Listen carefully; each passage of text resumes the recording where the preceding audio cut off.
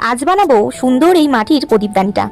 এইটা বানাতে গিয়ে আগেকার যুগের গ্রামের স্নিগ্ধ পরিবেশের লণ্ঠনের কথা মনে পড়ে গেল। তো চলো বানানো শুরু করা যাক।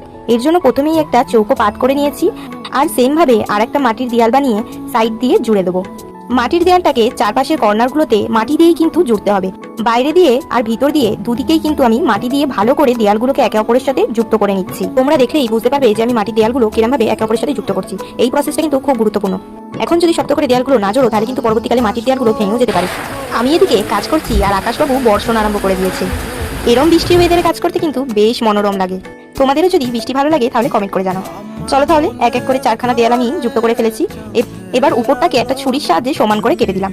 এবার একটা চ্যাপ্টা কামকাঠির সাহায্যে বা ছুরির সাহায্যে দেয়ালের সাইডগুলোকে আমি সমান মসৃণ করে নেব। ভিতর ও বাইরে দুদিক দিয়েই আমি প্রতিটা দেয়ালকে দেখো সমান করে ফেলেছি। এইবার এটাকে একটু শোকাতে হবে। চলো ততক্ষণ আমরা ঢাকনাটা বানিয়ে ফেলি। ঢাকনা বানানোর জন্য সেম ভাবে আমি প্রদীপদানির মুখে সাইজ করে একটা ঢাকনা বানিয়ে ফেলেছি। এরপর ঢাকনাটাকে একটু ডিজাইন দেওয়ার জন্য তার উপর একটা চৌকো আকৃতির একটা মাটি বসিয়ে ফেলেছি।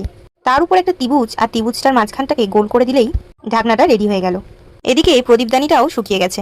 এবার এর উপরে প্রথমে তোমরা ডিজাইন এঁকে নাও এবং নিজের ইচ্ছা মতো একটা ছুরির সাহায্যে কেটে ফেলো। এই জায়গাটাই কিন্তু তোমাদেরকে খুব ধৈর্য ধরে ডিজাইনটাকে কেটে বার করতে হবে। আমি এরকম ডিজাইন দিয়েছি, তোমরা যা ইচ্ছা তাই ডিজাইন দিতে পারো। আর এটা হচ্ছে প্রদীপদানিটার ফাইনাল লুক। প্রদীপদানিটা কেমন হয়েছে কমেন্ট করে জানাও। আজকের জন্য এতটাই, টাটা।